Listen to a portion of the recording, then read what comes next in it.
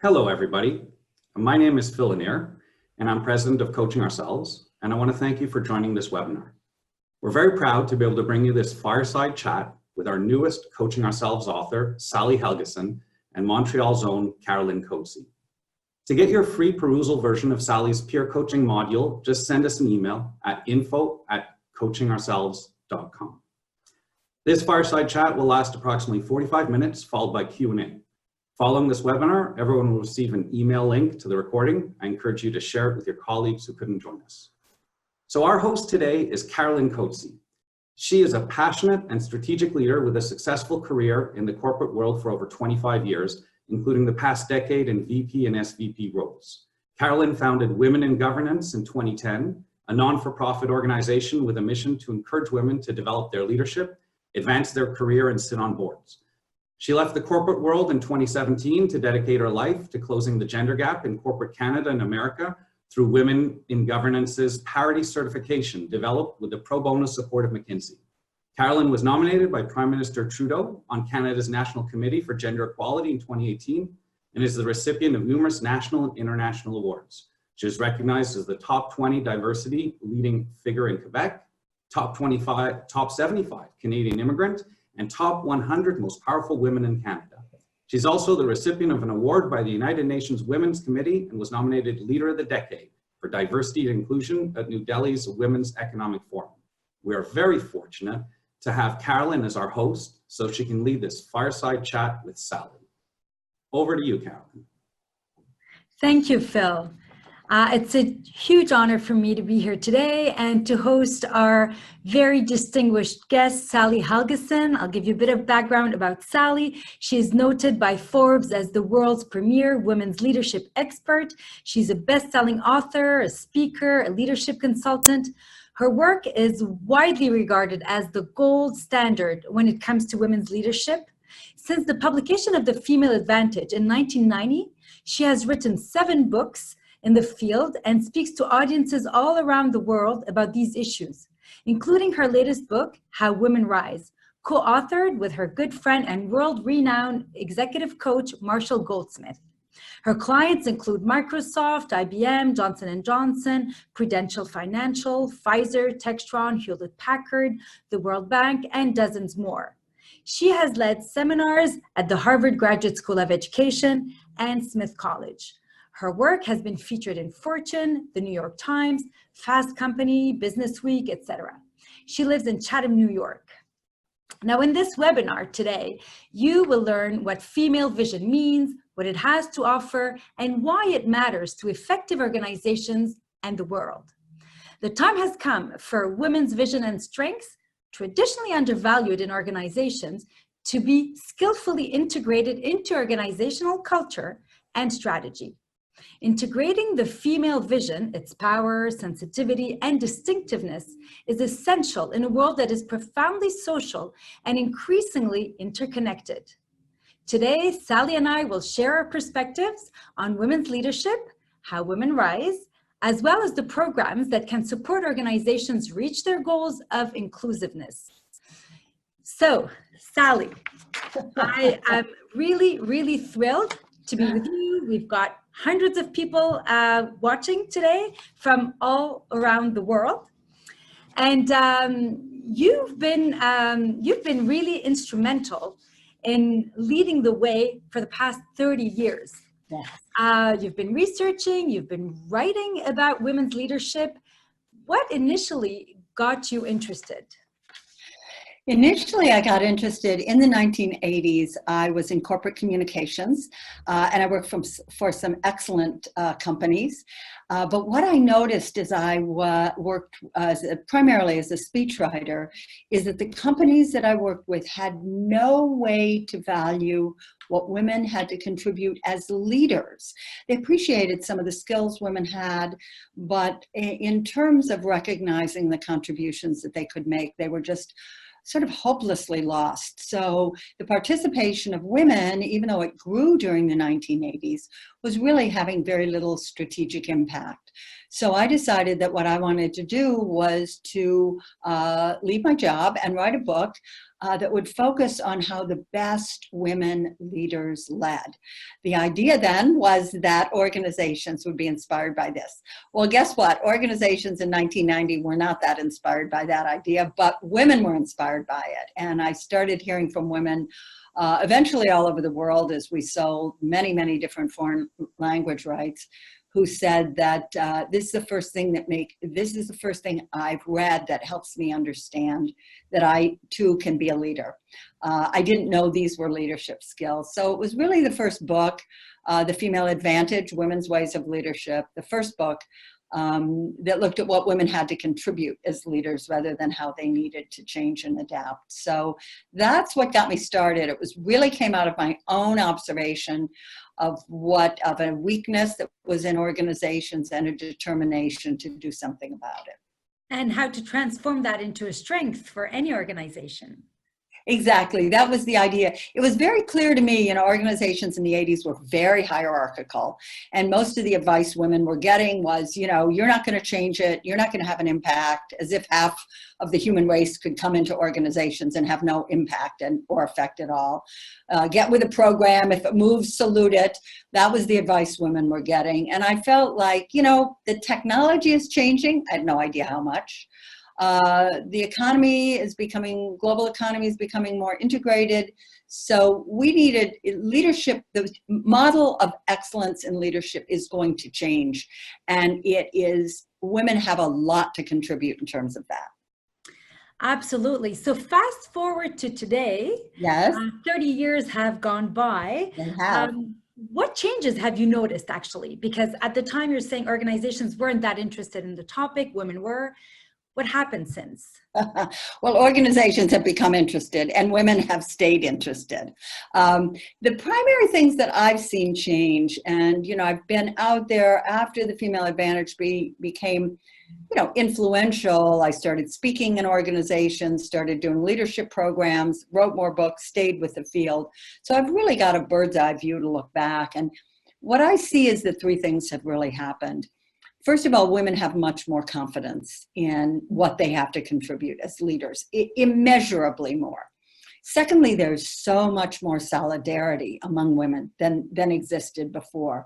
And that's been, I'd say, a more recent development. When I started doing leadership programs internally, when a company would have a women's leadership program, all the senior women, the few that there were, didn't want to have mostly anything to do with it because they wanted people to think of themselves as a woman, as a leader, not a woman. So that's changed dramatically, and senior women are the enthusiastic sponsors of younger women. And so that change in solidarity has been, I think, remarkable. And Me Too, the hashtag Me Too movement has played into that. There's a tremendous demonstration of solidarity.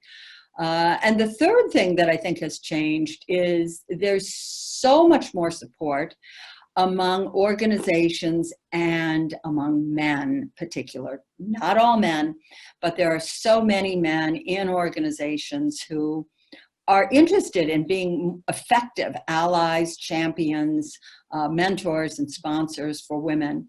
And that's an absolutely essential part of progress. And that has been a very big change.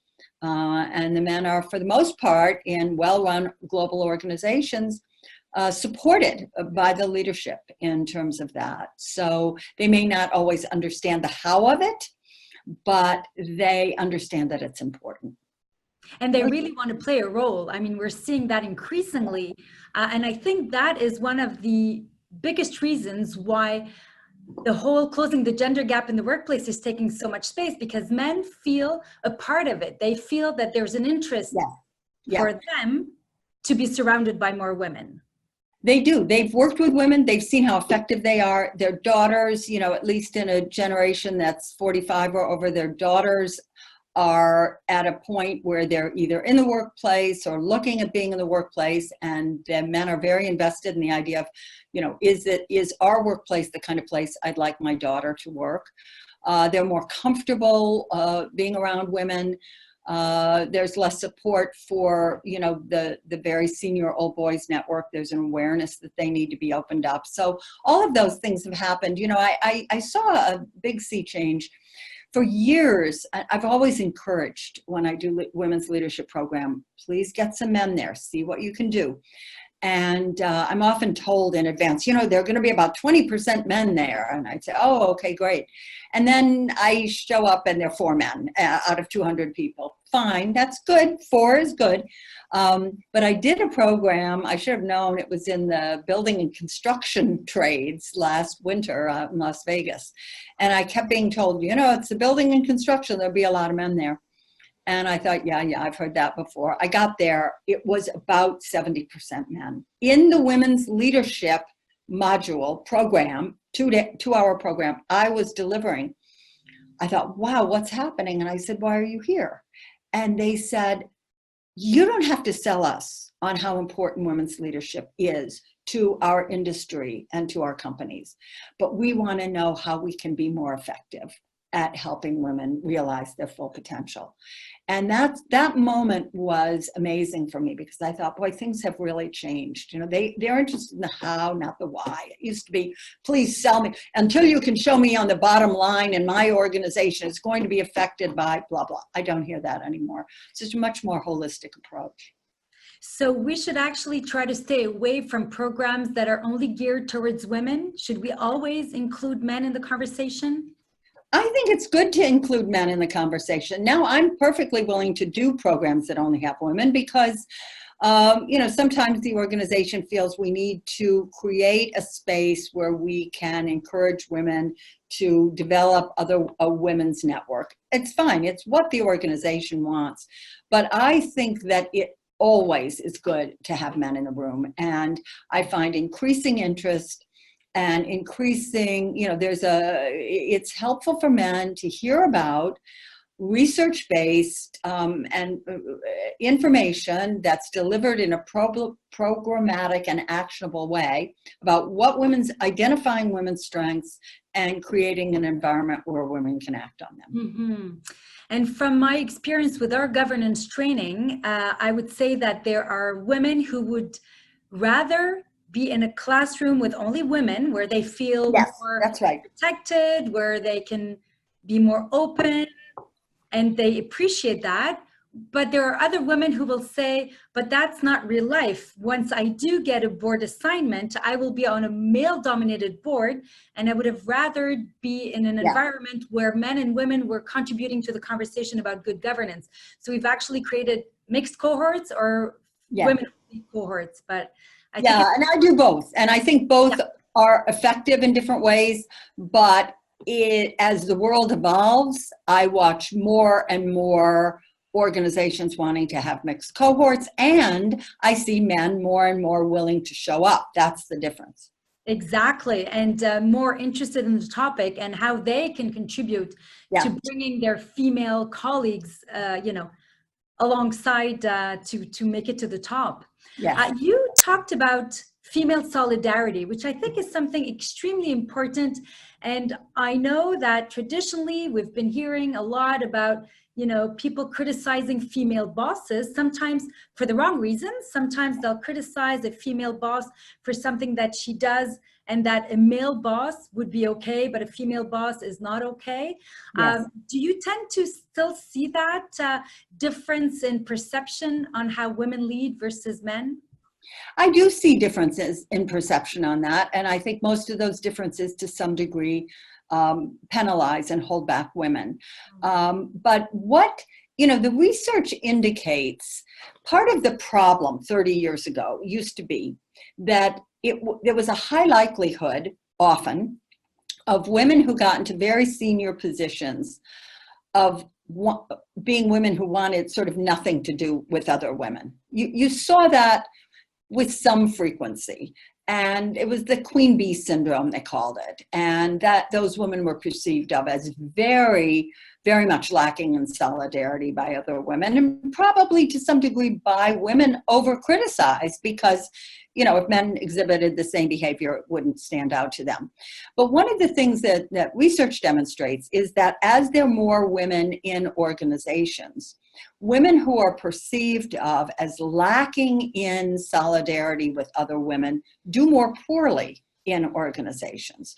So what we have today, now that this, really for 35 years, we've had an awareness of moving women into higher positions, although it's gone rather slowly, but the awareness has been there. What we have today is it's much more likely that the women who are in senior positions will have gotten there being recognized as women who help support other women. So that's what I see. But certainly women still tend to be criticized for things that men would never be criticized for, yes.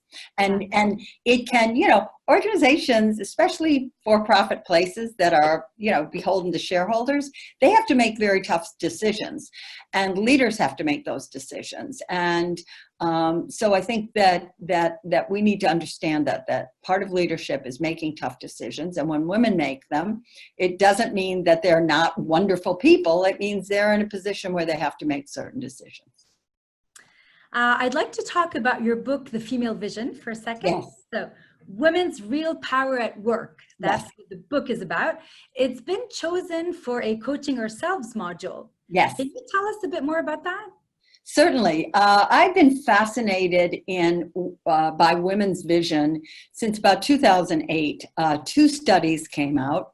One was from INSEAD. They were both global studies, and the other was from a coaching consortium that was based in Madrid but was global. And both of these studies showed the same thing. They showed that whereas senior, especially male executives, tended to see by 2008, women as having certain skills that were invaluable: negotiating, communicating, building relationships, integrating work and life, etc. Seeing those as very strong skills. It was shocking the degree to which the same senior leaders and executives saw women as lacking in vision. It was what was rated lowest for women was vision, which is defined as big picture, long-term future focus. So both of these were big studies. One appeared on the cover of the Harvard Business Review with basically setting forth the research, but no real idea of what to do with it. And I looked at that and I thought, in my experience, what women are particularly good at is long-term future focus. So what is it about how women see things, women's vision? What is it about women's vision that's maybe not translating? I was not willing to accept that this was a deficiency in women because I had not observed that. So it must be that there's something distinctive about women's vision that isn't translating in organizations. So I began a study of what women's vision is. Now, when you think about vision, we talk about vision a lot, but we don't really define it. And when you break it down, vision has three components. There's what you notice, there's what you value about what you notice, and then there's how you connect the dots. That is, tell a story about why what you notice is important to what you're doing. And what I became aware of by doing research is the building block of vision is what you notice.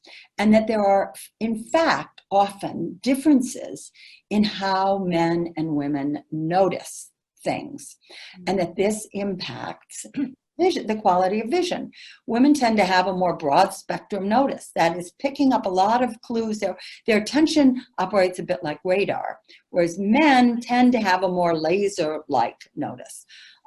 So this impacts how vision is perceived and communicated. Interesting. Now, you said something about skills that are recognized by men that women have, like negotiating, communications, interpersonal skills. I'm interested in the negotiating one because we tend to say that women can't negotiate properly for themselves. They're not negotiating their promotion, they're not negotiating their salaries, yet they're extremely good at negotiating for their organization. They're great negotiators as lawyers for their client. How is it that they can't negotiate for themselves? Well, women are often a little reluctant to appear self-interested. or appear as if, you know, they're only in it for themselves, or that they're using other people to get what they want. Sometimes they're criticized for this, but I think there's a big internalized reluctance to do that. But yes, as you say, women are often viewed as superb negotiators, and they're often viewed as superb negotiators for the very reason we're talking about, because they notice what it is that will be satisfying to a client or to the person on whose behalf. They're not just noticing, they're not just aware of what they or their organization or unit wants to get. They also notice what the other party, what would be satisfying to them, or what may be bothering them. So I believe that women's vision, this capacity for broad scale notice, impacts a lot of the skills that women bring to their work, for example, negotiation, but also is a potential gold mine in terms of leadership strength. Think about broad spectrum notice. I think every organization can find value in being able to have both a narrow focused notice and a larger picture. And that's especially true now when the global economy is in such a state of flux and there's so much uncertainty and so much technological change. I think that strategically it is of great advantage to organizations to be able to benefit from both laser-like notice and broad spectrum notice, which is one of the reasons I'm thrilled we're doing this module, because this module is really aimed at two things: helping women who participate get a sense of their own strategic vision so that they can articulate it more powerfully and have more influence as a result, more strategic influence, and helping men to appreciate the value of including a broad spectrum notice perspective while making strategic decisions. So I think of female vision or broad spectrum notice as an under the radar 21st century leadership skill that will be recognized in the future as one of women's great leadership strengths in the way that negotiation, communication, building relationships are now. So that sounds like a very interesting Coaching Ourselves module that Yes. you've been working on.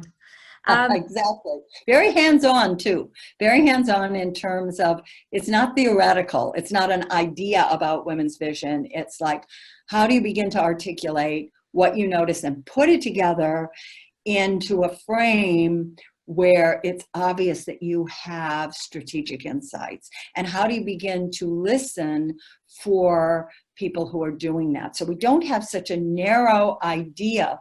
Organizations have tended to privilege focused notice and regard it as a leadership behavior, whereas in fact it's we need a much broader model.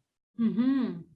So when we say that women are seen as being self-serving when they negotiate their own... No, it's their fear. It's their fear. They're not necessarily seen that way, but they fear that they will be. Well, yeah. I think that sometimes they are perceived that way, whereas the man will be seen as superbly managing his career. Do you believe in unconscious bias training? Well, that's an interesting question. I work with a lot of clients all around the world, and I'm always very interested in their experience with the unconscious bias training. And what I hear from them is large investment and not much moving of the needle. Okay. Now, from my perspective, I always try to focus on habits and behaviors, something that's very concrete in terms of how human beings interact with one another. And I think in my observation, women will have high respect and high regard for men who exhibit, for example, male leaders who exhibit inclusive behaviors.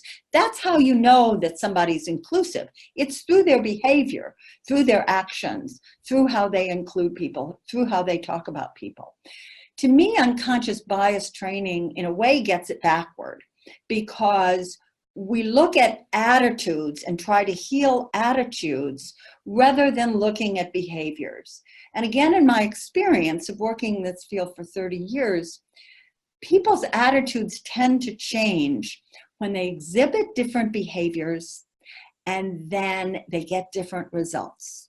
So they'll exhibit a different behavior that's more inclusive, they'll develop a relationship with somebody, or they'll get a response from somebody that they would not get if they were not demonstrating an inclusive behavior. And then they'll think, oh, you know, I never really realized that person would have that much to contribute. And that begins to change their mind. So I believe that in doing leadership work, especially related to inclusion, which I've done for many years. I wrote a book called The Web of Inclusion, 1995, first time the word inclusion was used in the context of work. So I've been working in that field for 25 years. That it's more effective to focus on behaviors rather than attitudes. Give people a chance to change their attitudes because of their experience of practicing different behaviors. I think to some degree, unconscious bias training gets it backward in terms of how human beings work, and it can also stir some serious backlash, which I've also seen. Agreed. So you're a real pioneer. I mean, you've been in that field, as you mentioned, for 30 years. Yes. And recently you've also written a book that I've devoured, How Women Rise, that you co-authored with your friend, Marshall Goldsmith. Right. So that book examines the habits that are most likely to hold women back as they're seeking to move up the ranks. Now, what inspired you to write this most recent book? What inspired me was, I'm a big fan of Marshall's international bestseller, What Got You Here Won't Get You There. And in fact, I'm going to a kind of spoof play based on the book 2 weeks from now, honoring Marshall. And the name of the play is What Got You Here Won't Get You Anywhere. But I'm a big fan of that book. And that book looks at the habits and behaviors that may have helped an individual get to where they are in their career, but will undermine them as they move to a leadership level. So I thought Marshall's template in that book was brilliant. The idea that the same habits and behaviors that serve you well early and midpoint in your career can be the very ones that trip you up as you move to a leadership level. Brilliant concept, and very well explained. However, Marshall's coaching base is about 80% male, sometimes more, and he drew from his coaching experience. So I felt that while some of the behaviors were certainly gender neutral, a good number of them were very male, were much more likely to be seen as problems for potential male leaders than women. And that, for example, I think the first one is learn to apologize. And, as most of us know, women don't have much trouble apologizing. They often start a sentence with, I'm sorry. So, I see it all the time. I, in fact, when I do leadership programs, I keep a tally of how many times I'm apologized to from the moment I arrive till the moment I leave. Sometimes it's 40 or 50 for nothing. But yeah, so learn to apologize, not much of a problem for women. Stop talking about how great you are all the time, not much of a problem for women. But that there were also habits and behaviors that I'd observed over the decades that were quite problematic for women trying to position themselves for leadership roles, and that these weren't in the book. So I suggested to Marshall, why don't we collaborate, use this template, this model of what got you here won't get you there, but look at it specifically for women. And he loved the idea, so we had a very active collaboration, and How Women Rise is the result. It's been remarkably successful, and has sold in 17 languages. Just 2 weeks ago, I was over in Turkey doing the Turkish language launch. We're going to Korea, India, Japan, Brazil, etc. very, very interesting to watch how these habits and behaviors are pretty consistent across culture, but often need to be addressed somewhat differently in different cultures. So it's been a fascinating experience. The world is ready for it, and it's been quite gratifying. Well, kudos for that huge success. I'm delighted to hear that, because as we're supporting women to understand how their skills can benefit the organization, we're also sensitizing men on how women are leading differently and how important their leadership is to the workplace.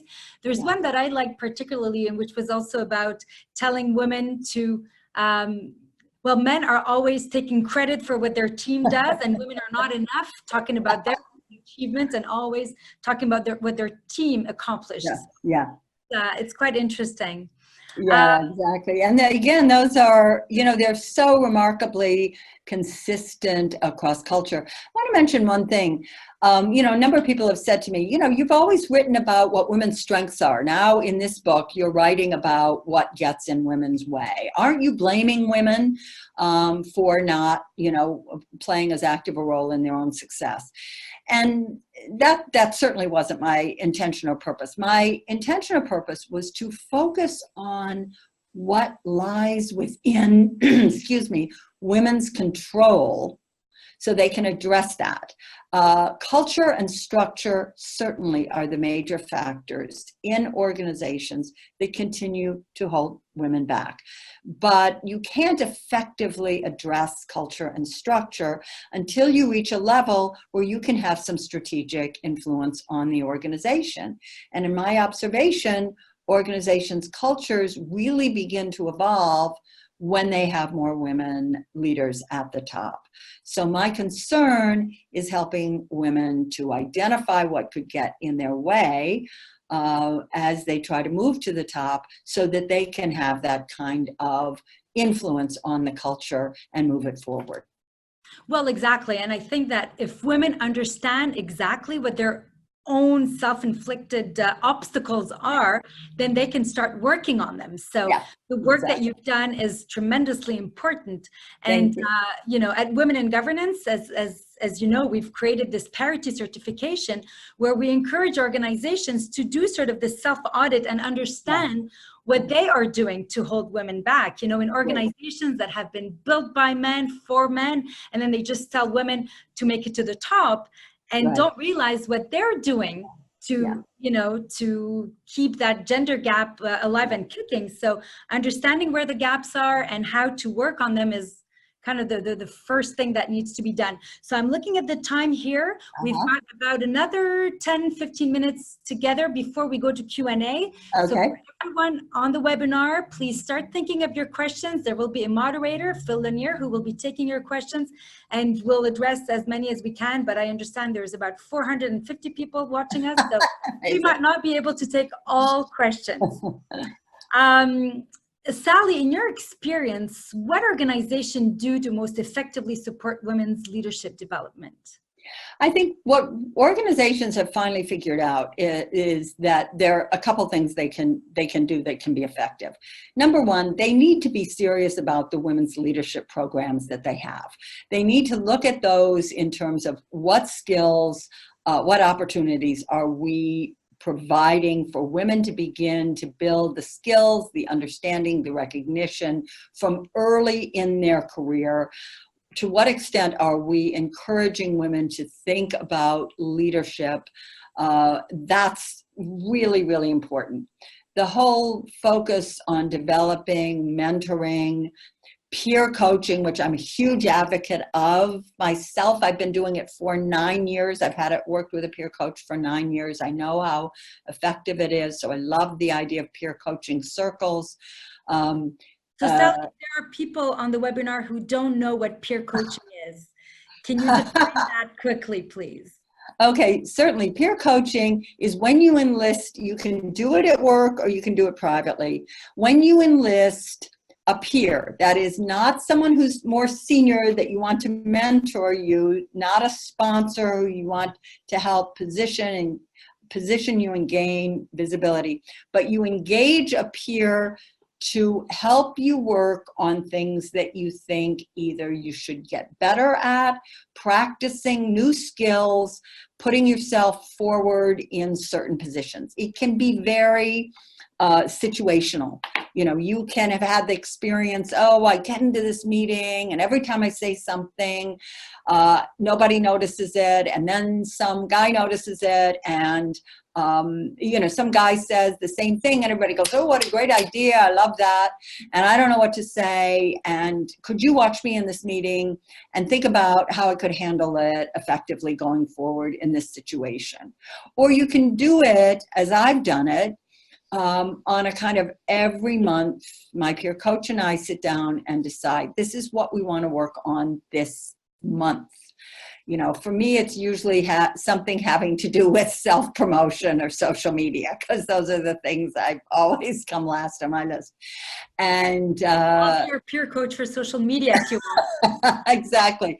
So, you know, we each talk about what we want to make progress on, and then we make a kind of list of questions that get to whether we, you know, how much did you spend, you know, 10 minutes on LinkedIn, whatever those questions are, if that's what I'm doing.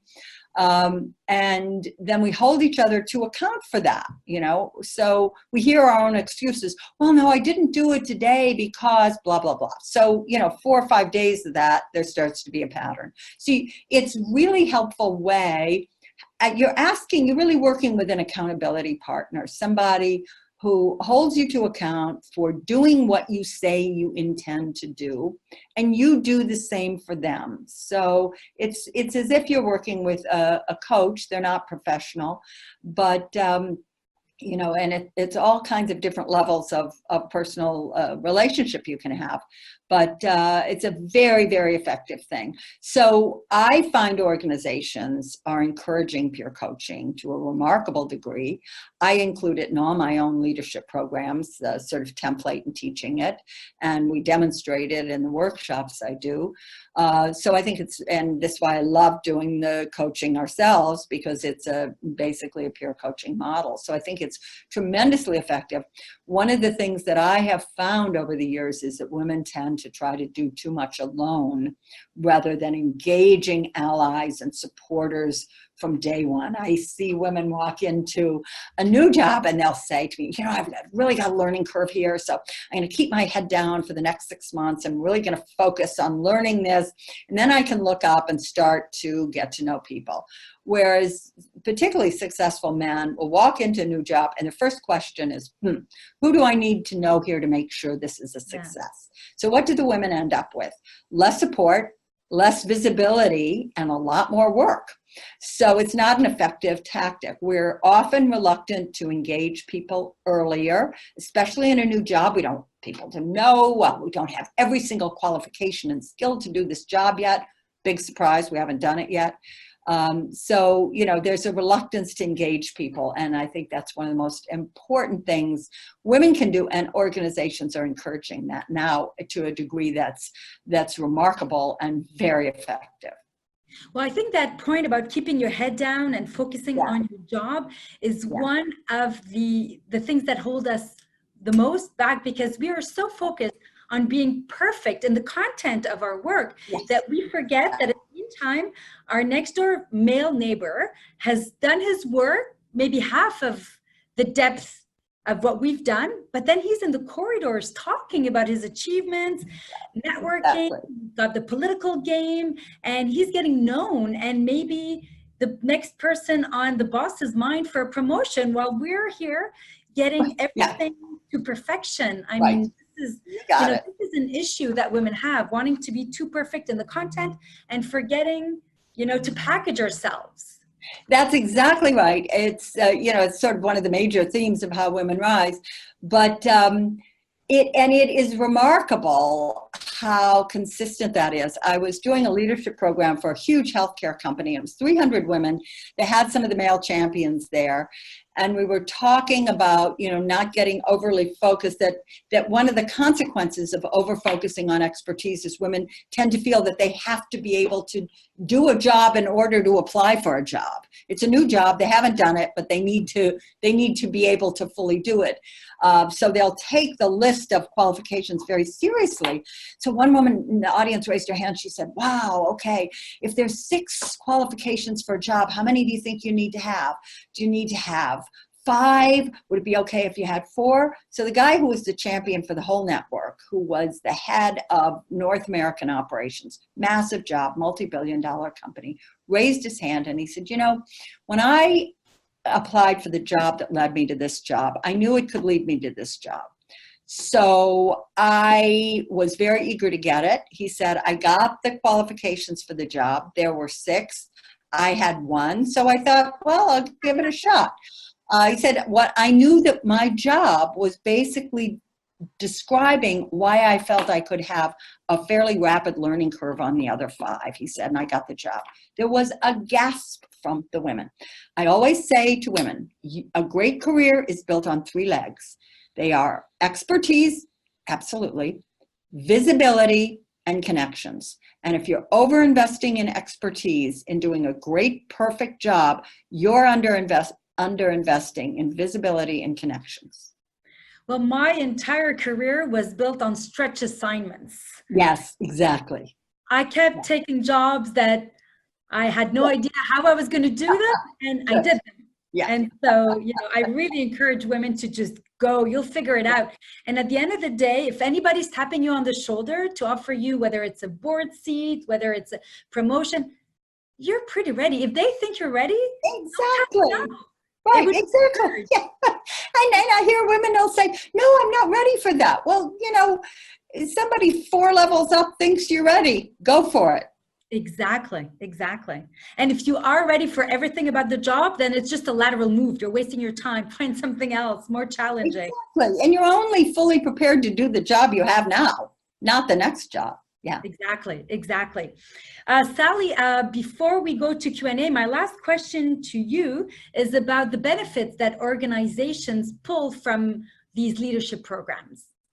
Well, I think the benefits are many. One of the benefits is that women get more confident in articulating what they have to contribute. So organizations have a better understanding of what their potential is. It's very hard for women who shy away from visibility and connections for their organizations to even understand what potential is there. So they get a better picture of that.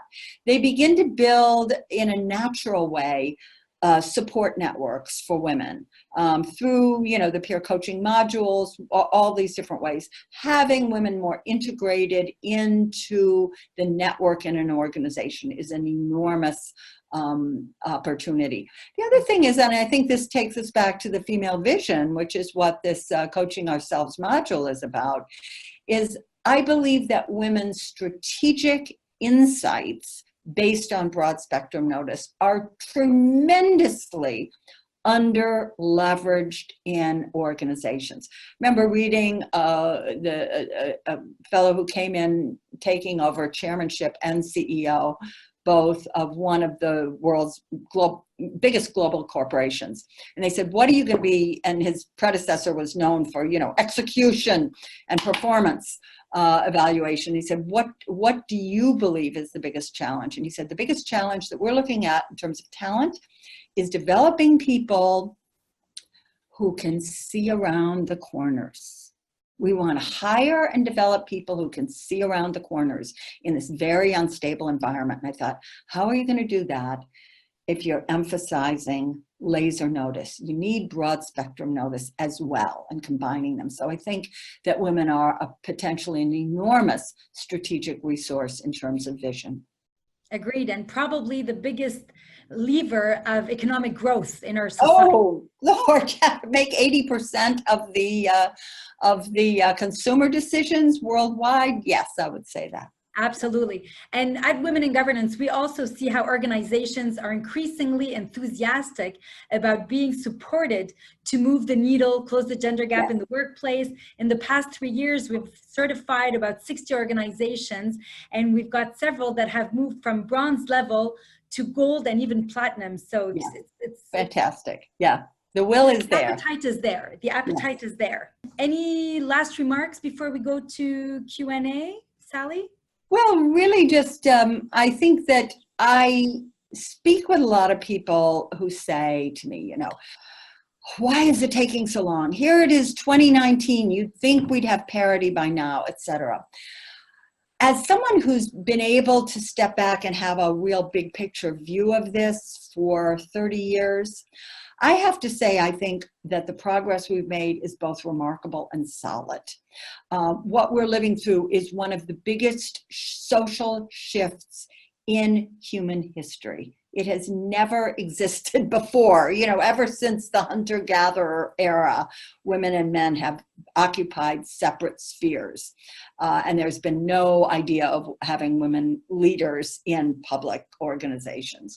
So from my perspective, which is the long term, I think the progress has been very, very solid, and I am extremely optimistic about the role women will have to play as leaders going forward. Yeah, I agree. So the progress has been tremendous, yet in certain spheres, it seems that we're still not where we should be in terms of women in decision-making bodies.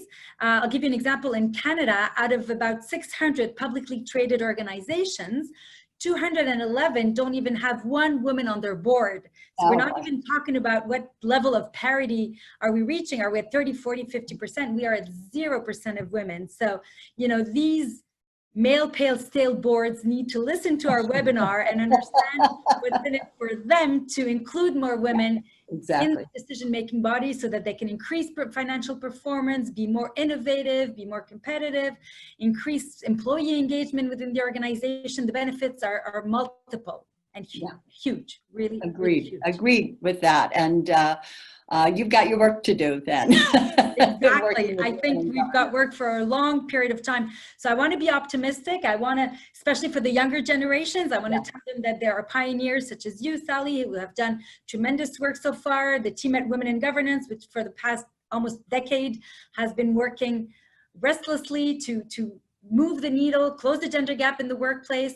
But we're not only are we not there completely yet, but also we need to keep working at it because it is the first thing that we, you know, where we could lose.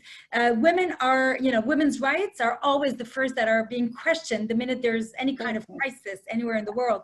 And I mean, I come from a country where only 30% of women work. I come from Lebanon. So I've got a background where, you know, women are even less valued than here in North America. And yet I've decided to make this my life mission here and hopefully back at home soon as well. But for now, let's focus on corporate America and corporate Canada. Exactly. So I don't know if I'm supposed to click somewhere. No, hi.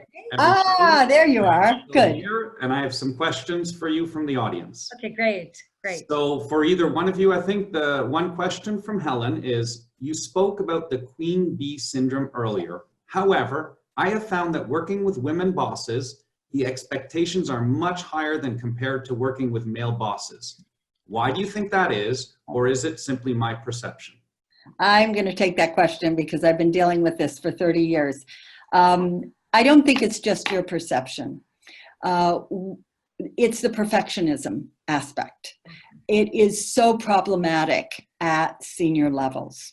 And what research shows is that women tend to get promoted based on precision and correctness. That's what moves them forward in their career. So they become very invested, just as Carolyn was talking about earlier, in getting all the details right, in being perfect. It's a very brittle place to be as a leader, because when you feel that everything has to be done perfectly, you put pressure on the people around you that's often unrealistic. I think of that as something different than the queen bee syndrome. The queen bee syndrome is, I want to be the only visible woman in this organization. The other is a much more painful situation. It's that the woman has brought an unhealed perfectionism with her into a more senior role, and it's impacting the people around her. In fact, the number one reason when I hear women who look on paper as if they have got every qualification down and are not chosen for a senior leadership position, what I hear is she's difficult to work with. She sets such a high standard for herself, and then she expects other people to do it. When you have a boss like that, one of the most effective things is to sort of train them in the thinking of, you know, what needs to be done 80%, what needs to be done 90%, what needs to be done 100%, on the presumption that not everything needs to be done 100%. And then you can also, I mean, can share How Women Rise, and you have them read chapter 11, which is on perfectionism and how it is the number one cause of crashing and burning for women at a senior level. But there's also a lot of research out there on perfectionism, you know, some showing that surgeons who are perfectionistic have the poorest outcomes because everybody who's working with them is so uptight and they're so inflexible. So I would not say that your observation is just your observation. There's a reality in that because women tend to be promoted based on precision and correctness, you get women in senior positions who are quite perfectionistic, and that causes trouble for the people who work with them. And another question that we have for either one of you or both from an anonymous attendee: if culture prevents me/us to change midterm our career, I assume in a big organization, and you're 45 plus, middle management, should you leave and search for a job that's linked to your values, or should you fight the fight? I'll take a shot at it, have Caroline weigh in as well. I think it depends on the other factors in terms of your work. You're 45 plus, maybe you don't have young children, maybe you do. That can be a factor in making that decision. But I don't think anybody should accept that they're in a job, in a culture, in a company, in an organization that has no ability to value what they have to contribute. I think that's a bad way to live. So I think that if you've made that conclusion and it's not, you have the flexibility to look around, because it's you know, experts say, oh, get a new job, get a new job. You know, sometimes it's not realistic at that moment in terms of, you know, where you are financially, where you are in terms of your family, where you are in terms of your other goals. But if it is realistic, and there will come a time when it is, then yes, I think you need to start looking for a culture where you feel that you can have more impact. But before you do that, you want to make sure that you are very, very clearly articulating your value, what you have to contribute to a new organization. And that's where you want to find a fit. You want to find a fit in an organization that you can sense, that you have concrete evidence will value what kind of contribution you make. Sometimes people get caught up on the values thing and they come to an organization that has an inspiring mission, but actually in terms of how it's run is no better than the company that they were part of. So you want to avoid that. And I think the best way is to clearly articulate the primary things you intend to achieve and contribute, and then look for an organization and have a robust and real conversation. This is what I believe I can contribute. This is how I believe I can add value, and try to find a better alignment. Yeah, and if I can add to that, I think you've got two options. I mean, spending 25 years in the corporate world, from my own experience, every time I would get frustrated, either in the job or in the company, you've got two choices. It's fight or flight. So either you decide that you're excited about your organization, you want to stay here, but you don't like certain things about the culture, etc. I've always been very vocal. I've always shared, how I feel, because I'm a confident person, and I'm comfortable having these conversations, and I was never worried about, hierarchy, etc. And sometimes you realize that you're actually speaking in the name of a lot of people behind you who don't dare talk, and they leave the organization. So be confident that you're doing a service to the organization. So I would position it as, I don't know if you realize what's going on here, but this is my experience, and without naming anybody else, others feel the same. And if you see there's absolutely no openness, then this is when you decide that, moving on to another organization. And the beauty of changing organizations is this is the right time for you to find something that is a better fit and a better salary, a better role, a better title. So you can sell yourself to something that's going to be actually not a lateral move, but a promotion for you. It's a good opportunity to scale up. Yeah, great advice. Thank you. And we have another question from Sonia. Sonia writes, "Hi, Sally, you started to mention best practices in women leadership development. Yes. You said, one, need to be serious about program and values, and you listed some examples. Could you please tell us if there are more in your experiences, and what are they?"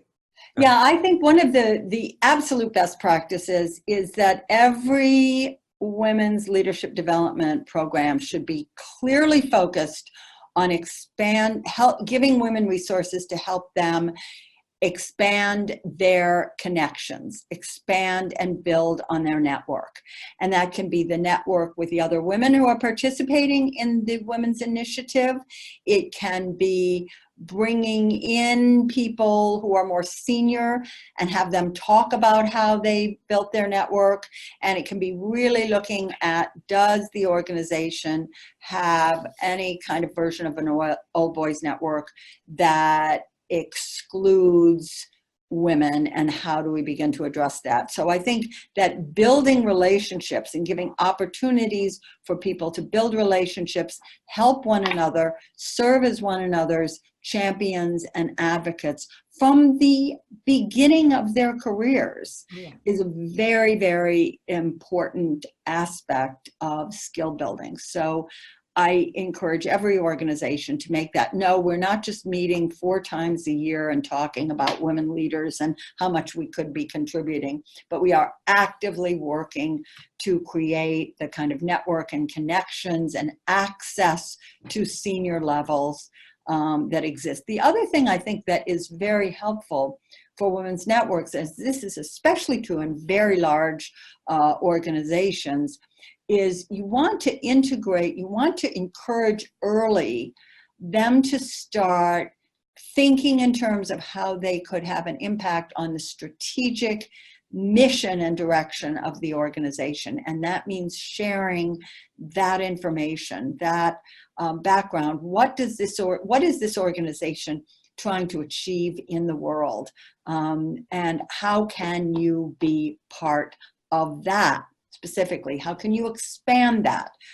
Because a lot of times people, especially when they're more junior in organizations, they actually don't have that great a handle on what the larger picture of the organization is trying to do. So I think women's initiatives and women's leadership programs are a great opportunity for beginning to break down some of those silos and get people to have a broader understanding of their organizations, which is a strategic aspect and really important. Absolutely. And I also think that apart from all this internal work, internal networking, and putting yourself forth as someone who could have a strategic lens and additional insight to provide the organization, I think it's extremely important in terms of external networking to do some community work. Sitting on a board, a lot of women will reach out to me and say, I'd love to sit on a board, but I have never done that. I don't have even nonprofit experience. Well, you got to start somewhere. And sitting on a nonprofit board is the best way for you to beef up all your skill set to sit on a paid board later on. It's also a great way to sit with like-minded executives in the corporate world who also want to make a difference in the community. But also you learn a ton of new things that you wouldn't learn either at university or in the workplace. And a lot of organizations, when they're looking for employees and they're looking at CVs, they will go down to what your community involvement is. And if there's none of that, then they'll think, okay, that's the kind of leader who doesn't go beyond the call of duty. They'll only That's do. correct. So that's an important piece. Excellent. So I'm going to wrap this up for all of us. We're showing the splash screen, everybody. So Caroline and Sally, do you have any last words for our participants vis-a-vis this subject? My last words would be identify and believe in what is distinctive that you have to contribute. Find a way to be vocal and clear about that, but it starts with you. So you want to do that internal work of what am I best at contributing?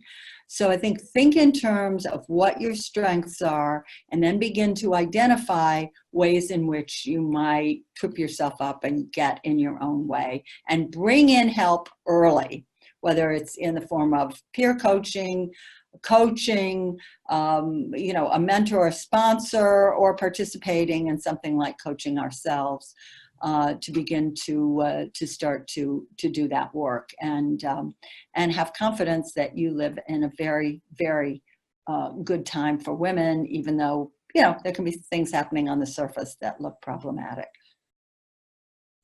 And well, as my closing remarks, I would encourage all women and men listening to us today to not only do what they have to do to advance their careers and reach decision-making bodies, because this is where you will be able to contribute to the strategy of your organization, but also encourage your organization to be on the movement towards parity, and go on our website, look at all the things that we do in terms of mentoring and training women, but also parity certification. If your organization has more than 400 employees, then they're eligible to enroll within that program, and that will make for a more inclusive workplace. So I think with what Coaching Ourselves is offering, what Women in Governance is offering, the books that Sally has brilliantly written, I think all the tools are out there to actually make concrete progress. Thank you very much, Sally. Thank you very much, Caroline, and thank you to everybody who's joined us on the webinar today. I want to remind you that you'll receive an email within a day or so with a link to the recording. There's been many requests for that, and it's coming. As soon as we edit it, we'll get that out to you. Please share that with all your colleagues and peers. You'll also have a link to Sally's website so you can check out her work and her books. You'll have a link to Caroline's website and you can find out more about her and her work. And of course, if you'd like a free perusal version of the Coaching Ourselves module by Sally on women's vision in leadership, please just send us an email at info or warren@coachingourselves.com. So thank you very much, Sally, Caroline, and thank you very much, and have a good rest of the day. Bye-bye. Thank you. Thank you.